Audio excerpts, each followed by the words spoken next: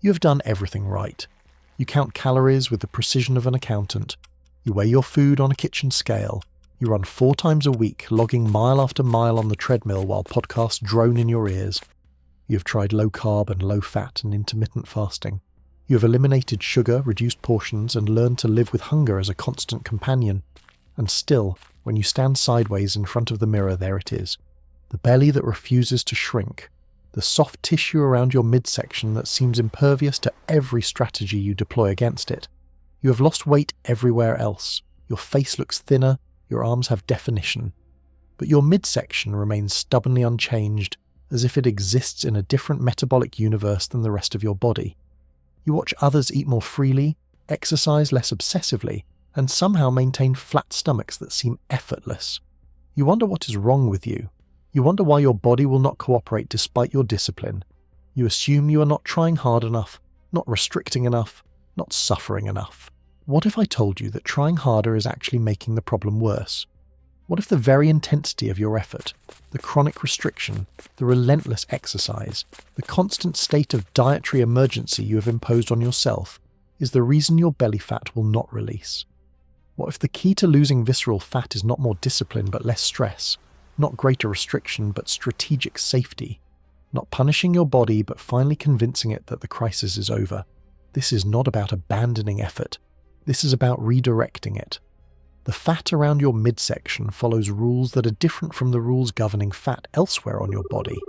It responds to signals that have nothing to do with calorie arithmetic. It listens to hormones that your lifestyle may be amplifying rather than quieting. And until you understand these signals, until you learn to speak the language your visceral fat understands, you will continue fighting a battle that your own biology ensures you cannot win. Let me explain what is actually happening inside your body, why the Eat Less Move More approach fails specifically for belly fat, and what you can do instead to finally unlock the stubborn reserves your body has been protecting as if your survival depended on them. The standard model of fat loss is simple and appealing. Burn more calories than you consume, and your body will tap into stored fat to make up the difference. This model works reasonably well for some types of fat in some circumstances. It fails catastrophically for visceral fat in chronically stressed individuals. The model is not wrong, it is incomplete. It treats the body as a calculator, when the body is actually a survival system, with priorities that override simple math. Your body does not know you are dieting for aesthetic reasons. It does not know that food is abundant and available at any grocery store. Your body only knows the signals it receives from your hormones, your nervous system, your blood chemistry.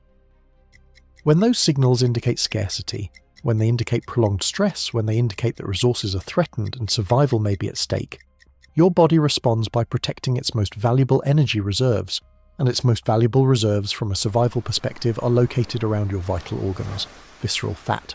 This fat is biologically different from the fat beneath your skin. Subcutaneous fat, the kind you can pinch on your arms or thighs, is relatively metabolically inactive. It sits there storing energy, waiting to be called upon. Visceral fat, the fat packed around your liver, intestines and other abdominal organs, is metabolically aggressive. It has dense concentrations of cortisol receptors, more than any other fat depot in your body. It acts like an antenna tuned specifically to stress signals. When cortisol rises, visceral fat expands preferentially. When stress becomes chronic, visceral fat becomes the body's preferred storage site for incoming energy. This explains a phenomenon that mystifies many people. They restrict calories severely, exercise extensively, and find that while they lose fat from their limbs and face, their belly remains or even grows. The stress of their aggressive approach elevates cortisol. The elevated cortisol preferentially deposits fat in the visceral compartment. They're working against themselves, creating the very conditions that make their target fat most resistant to loss. Cortisol is not a villain in itself. It is a necessary hormone that mobilizes energy, focuses attention, and helps you respond to genuine threats. The problem is chronic elevation. When cortisol stays high day after day, when your body never receives the signal that the crisis is over, a feedback loop develops that becomes self-sustaining. Here is how the loop works. Stress increases cortisol. Cortisol promotes visceral fat accumulation. Visceral fat, being metabolically active, releases inflammatory signaling molecules called cytokines. These inflammatory signals travel through your bloodstream and trigger further cortisol release. The inflammation creates more stress on your system, which raises cortisol further, which deposits more visceral fat, which releases more inflammatory signals. The cycle feeds itself. The fat that accumulated in response to stress now generates stress of its own. Breaking this cycle requires interrupting it at multiple points, not just attacking the fat directly with more deprivation. This loop explains the confusing phenomenon sometimes called skinny fat. A person eats very little, perhaps survives on a few hundred calories a day during aggressive diet phases, and yet maintains a soft midsection while their limbs become almost emaciated. How can someone eating so little retain belly fat? Because the severe restriction elevates cortisol dramatically. The body interprets the caloric scarcity as confirmation of famine. It enters crisis management mode. It breaks down muscle tissue for energy, since muscle is metabolically expensive and maintaining it during famine is a luxury. It protects visceral fat at all costs, since that fat represents the emergency reserves that might save your life when the famine becomes truly severe. The person loses muscle, which lowers their metabolic rate. They retain visceral fat, which continues generating inflammatory signals. They feel terrible, look worse than they expected, and become trapped in a metabolic state that resists their every effort to escape. This is not a failure of willpower. This is a failure to understand how stress hormones override caloric calculations. Now let me introduce another player in this hormonal drama, insulin. You probably know insulin as the blood sugar hormone, the signal that tells cells to absorb glucose from the blood. What you may not know is that insulin also powerfully blocks fat release. When insulin is elevated, your fat cells cannot empty their contents into the bloodstream for burning. They are locked. The fat stays in storage no matter what your calorie balance sheet says. Here is where cortisol and insulin create what I call the double lock. Cortisol does something counterintuitive in the context of fat loss. It tells your liver to manufacture glucose through a process called gluconeogenesis. Even if you have not eaten, even if your digestive tract is empty, your liver can create sugar from amino acids and other precursors. Under chronic stress, it does this constantly. Your blood sugar rises not from food, but from your own liver's manufacturing facility. When blood sugar rises, insulin rises in response. The insulin is doing its job, trying to clear the glucose from your blood. But the insulin also locks your fat cells, so you have cortisol mobilizing stored protein and directing the liver to make sugar while simultaneously promoting visceral fat storage. And you have insulin rising in response to the liver-manufactured sugar and locking all your fat cells against release. You're not burning fat. You're running on stress-produced glucose while your fat reserves remain sealed behind a hormonal barrier. This is why someone can fast for extended periods while chronically stressed and see minimal fat loss. Their body is not using fat as fuel. It is using glucose manufactured by the liver in response to cortisol, while insulin keeps the fat locked away. They suffer the discomfort of fasting without receiving the fat loss benefit, because their hormonal environment has made fat burning impossible. The liver's role in this process is central and often overlooked. Your liver is not just a filter for toxins, it is a metabolic factory that responds to hormonal signals by producing or storing nutrients. Under the influence of cortisol, the liver becomes a sugar factory. It produces glucose around the clock regardless of whether you're eating. This keeps insulin elevated, which keeps fat locked, which prevents the very outcome you're trying to achieve through restriction and fasting. Understanding these mechanisms reveals why 3 common lifestyle approaches often backfire specifically for visceral fat loss. The first trap is chronic endurance cardio. The long runs, the extended cycling sessions, the daily hour on the elliptical machine. This type of exercise feels virtuous. It burns calories. It should, according to the simple math model, lead to fat loss. But sustained moderate intensity cardio elevates cortisol for extended periods. Your body interprets 45 minutes of continuous running as 45 minutes of fleeing from a predator. It activates the same stress pathways that would be activated during actual danger. The cortisol rises and stays elevated. Worse, chronic cardio breaks down muscle tissue. Your body needs amino acids to repair the damage caused by repetitive impact and sustained effort. It cannibalizes its own muscle to get them. Over time, the chronic cardio enthusiast loses muscle mass, which lowers metabolic rate, which makes fat loss harder. Meanwhile, the chronically elevated cortisol directs any surplus energy toward visceral fat storage. The runner who trains for marathons while eating carefully may find their belly unchanged or growing while their limbs become increasingly stringy. They are systematically creating the conditions that promote visceral fat retention. The second trap is aggressive fasting in the context of an already stressful life. Fasting can be a powerful tool for fat loss and metabolic health. The script we discussed about fasting described its many benefits, but those benefits depend on the context in which fasting occurs. A well-rested person with low baseline stress who fasts will experience different hormonal effects than an exhausted, overworked person who adds fasting to an already overwhelming life. When someone who sleeps poorly, works constantly, and experiences chronic anxiety decides to also restrict their eating window to a few hours a day, their body does not interpret this as a healing practice. It interprets it as confirmation that the famine they have been sensing is real. Cortisol rises further. The thyroid, sensing resource scarcity, downregulates to conserve energy. Body temperature drops. Extremities become cold. Energy plummets. And the visceral fat, receiving the strongest possible survival signals, clings even harder to its reserves. The exhausted faster may lose weight initially, mostly water and muscle, but their belly fat remains stubborn. They become tired, cold, and miserable, while their midsection refuses to change. The fasting that was supposed to unlock fat loss has instead convinced their body that the apocalypse has arrived, and every ounce of visceral fat must be preserved for the hard times ahead. The third trap is more subtle, but affects millions of people. It happens at 3 in the morning when you suddenly wake for no apparent reason. Your heart may be racing. You feel alert in a way that makes returning to sleep difficult. Perhaps you lie there with your mind spinning, finally falling back asleep only to wake exhausted when the alarm sounds. What happened at 3 in the morning? Your blood sugar crashed. During sleep, your body gradually depletes the glucose in circulation. If your liver glycogen stores are inadequate, if your system has become dysregulated by chronic stress, the blood sugar drops too low. This is an emergency. Your brain requires glucose to function. Low blood sugar threatens brain survival. Your body responds by releasing adrenaline and cortisol, stress hormones that force the liver to produce emergency glucose.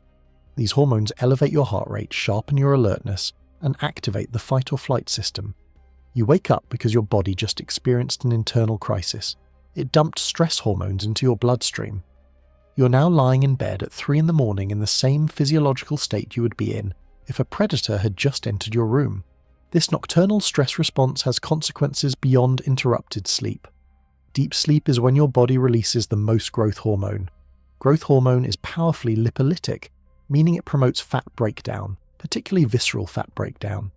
When nighttime stress hormones interrupt deep sleep, growth hormone release is suppressed. You lose both the restorative benefits of deep sleep and the fat-burning benefits of nocturnal growth hormone. The cortisol released during the nighttime crisis promotes fluid retention and inflammation. People who experience regular nocturnal awakenings often notice morning puffiness, particularly in the face. Their belly seems more pronounced in the morning than it was the night before. This is the accumulated effect of nighttime stress responses layering cortisol and fluid retention onto an already compromised system. Growth hormone and cortisol exist in a kind of opposition. Growth hormone builds muscle, burns fat, and promotes tissue repair. Cortisol breaks down muscle, stores fat, and creates inflammation. A healthy metabolism has periods dominated by growth hormone, particularly during deep sleep and following intense brief exercise, alternating with periods of cortisol activity during appropriate stress responses. A chronically stressed metabolism is cortisol dominant nearly all the time. Growth hormone is suppressed, fat burning is suppressed, muscle building is suppressed. The body exists in a perpetual state of emergency that makes visceral fat loss nearly impossible regardless of dietary discipline. Now let me show you how to reverse this pattern. The solution is not harder effort. The solution is strategic signaling. You must convince your nervous system that the emergency is over. You must create conditions that lower cortisol, stabilize blood sugar, preserve muscle, and restore the natural hormonal rhythms that allow visceral fat to finally release. The first practice I call the metabolic flush. This is simply a walk after eating. 10 to 15 minutes of gentle movement following a meal produces effects that no supplement or medication can match. When you walk, your muscles contract. Contracting muscles pull glucose from the blood without requiring insulin to do so. The blood sugar that would otherwise spike from your meal is absorbed directly into working muscle tissue through insulin-independent channels. This has cascading benefits. The glucose spike is blunted, so the insulin response is smaller. With less insulin, fat cells are not locked as firmly. Digestion improves because gentle movement stimulates the migrating motor complex, the wave-like contractions that move food through your digestive tract. Blood flows away from stress-related patterns and toward digestive patterns. The entire metabolic response to the meal is improved simply by walking. This is not exercise in the traditional sense. You're not trying to burn calories. You're trying to signal your body that resources have arrived and are being used appropriately.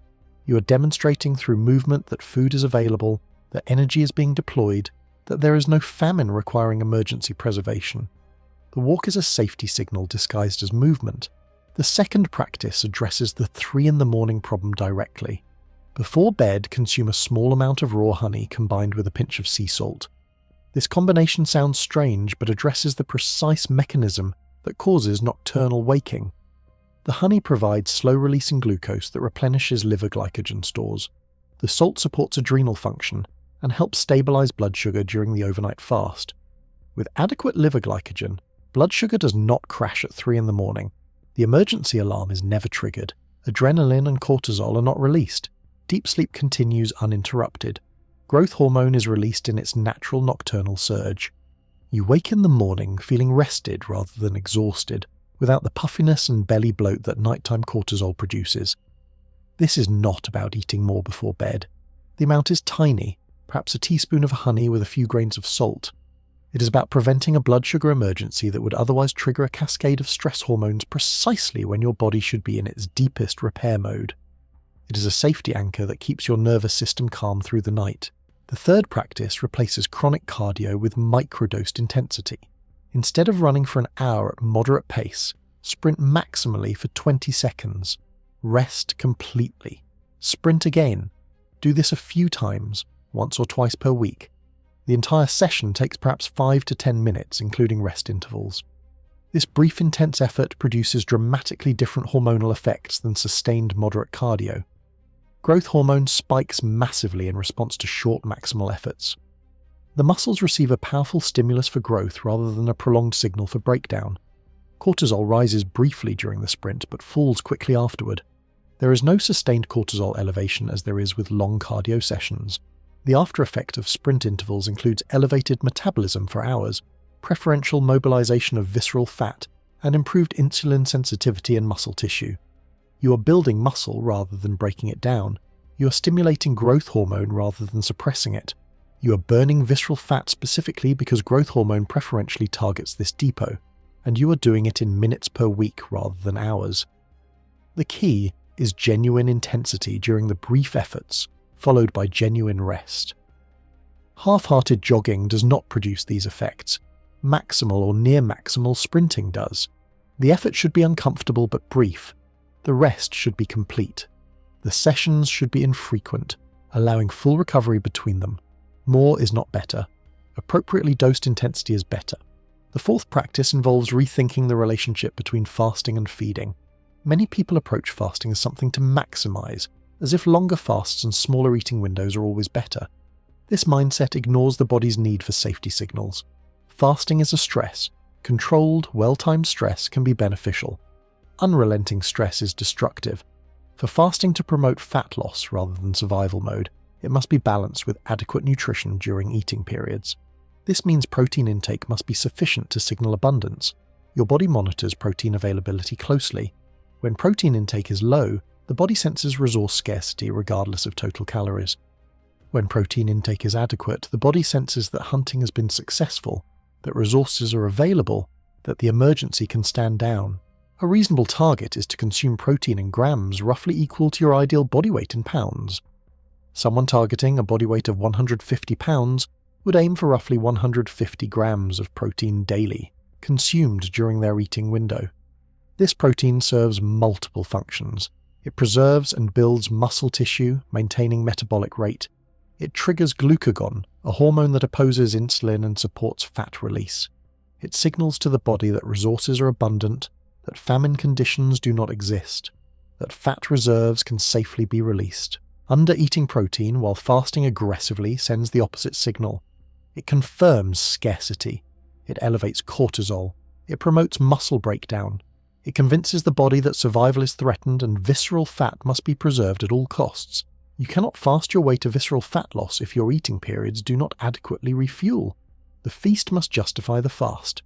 Abundance during eating must balance scarcity during fasting. Otherwise, the body never receives the safety signal it needs to release its emergency reserves. The fifth practice addresses cortisol through an unexpected pathway: oxytocin. Oxytocin is sometimes called the bonding hormone or the love hormone. It rises during physical affection, during nursing, during moments of genuine connection. What is less commonly known is that oxytocin directly opposes cortisol. When oxytocin rises, cortisol falls. The two hormones exist in a seesaw relationship. You can deliberately increase oxytocin through practices that require no special equipment or supplementation. Physical affection with loved ones raises oxytocin. Time with pets raises oxytocin. Acts of genuine generosity raise oxytocin. And perhaps most accessible of all, the deliberate practice of gratitude raises oxytocin measurably. When you actively focus on things you are grateful for, when you allow genuine appreciation to arise rather than just intellectually listing items, your physiology shifts. Heart rate variability improves, indicating a calmer nervous system. Cortisol falls. Digestion improves because the parasympathetic nervous system activates. Insulin sensitivity improves. Sleep deepens. The cascade of benefits touches every system affected by the cortisol visceral fat cycle. I call this vitamin G, the vitamin that costs nothing and cannot be purchased but must be practiced. A few minutes daily of genuine gratitude practice, not performative gratitude, not going through the motions but actually generating the felt sense of appreciation, creates biochemical changes that support fat release. This sounds too soft to be effective. It is not. The hormonal effects are measurable. The impact on visceral fat over time is real. The emotional state in which you live day to day is not separate from your metabolism. It is not a luxury concern that can wait until your body looks the way you want. Your emotional state is continuously signaling your body about the state of the world. Chronic anxiety, chronic frustration, chronic resentment. These emotional states maintain the cortisol elevation that locks visceral fat in place. Cultivating genuine positive emotional states, particularly gratitude and connection, breaks the hormonal pattern that makes fat loss impossible. Let me bring all of this together into a coherent framework. Visceral fat loss is not a calorie problem. It is a hormonal problem. The hormones involved, primarily cortisol and insulin, respond to signals about safety and threat. When your body perceives chronic threat, when stress signals never abate, visceral fat is protected as an emergency reserve.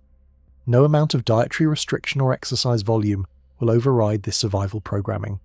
The strategies that actually work share a common theme. They signal safety. The post-meal walk signals that resources have arrived and are being used appropriately. The bedtime honey and salt signal that glucose will remain available through the night.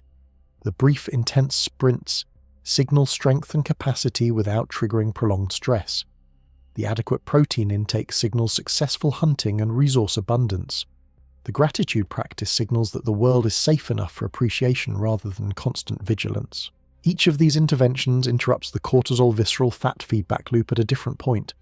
Together, they create cumulative pressure toward a new equilibrium, one where cortisol normalizes, insulin stabilizes, growth hormone returns to its natural rhythms, and visceral fat finally receives the signal that emergency reserves can be released. This is not a quick fix. The patterns that created visceral fat accumulation developed over years or decades. They will not reverse in days, but the direction of change can shift immediately. The body can begin moving toward fat release rather than fat storage as soon as the signaling environment changes.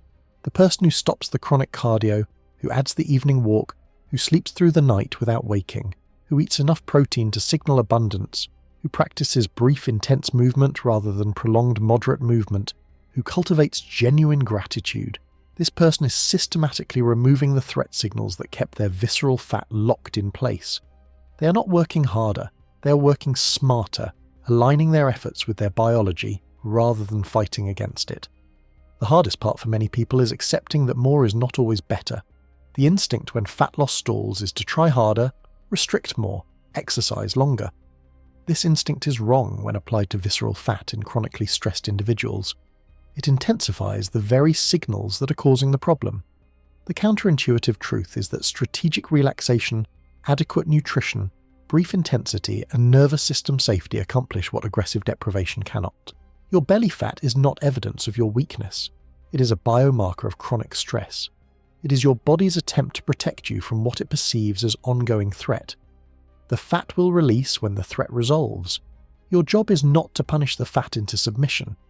Your job is to convince your body that the emergency is over, that resources are available, that safety has returned, that the reserves protected so carefully can finally be deployed. This reframing changes everything. You're not fighting your body, you're communicating with it. You're learning its language and speaking in terms it understands. The language of safety, the language of abundance, the language that unlocks what restriction and deprivation could never release. The death spiral of cortisol, insulin resistance, inflammation, and visceral fat accumulation can reverse. Each intervention that lowers cortisol reduces the signal for visceral fat storage. Each improvement in blood sugar stability reduces insulin's lock on fat cells. Each night of uninterrupted sleep allows growth hormone to do its work. Each adequate protein meal signals that famine has ended. Each moment of genuine gratitude shifts the hormonal balance toward release rather than storage. You do not force fat loss by doing more. You unlock fat loss by removing the signals that keep fat locked. The intensity mindset that serves well in many domains becomes an obstacle when applied to visceral fat in a stressed body. What works instead is strategic safety, the deliberate creation of conditions that tell your ancient survival systems that the emergency has passed, that protection is no longer required, that the reserves can finally be released. Your body wants to release that fat. It is energetically expensive to maintain. It generates inflammation that taxes your systems constantly. Given the right signals, your body will gladly let it go. The signals you have been sending through chronic cardio, aggressive fasting, inadequate protein, interrupted sleep, relentless stress, have been telling your body to hold on tighter. Change the signals and the outcome changes. The belly that has resisted your every effort is not your enemy. It is a messenger. It is telling you that your body perceives threat. It is asking you to address the threat rather than attack the messenger. Address the cortisol, stabilize the blood sugar, protect the sleep, signal the abundance, practice the gratitude, and watch what happens when your body finally believes that the emergency is over. The fat that seemed impossible to lose becomes possible when you stop trying to force it and start creating the conditions for release, not through more discipline, but through different signals, not through harder effort, but through strategic safety, not through fighting your biology, but through finally aligning with it.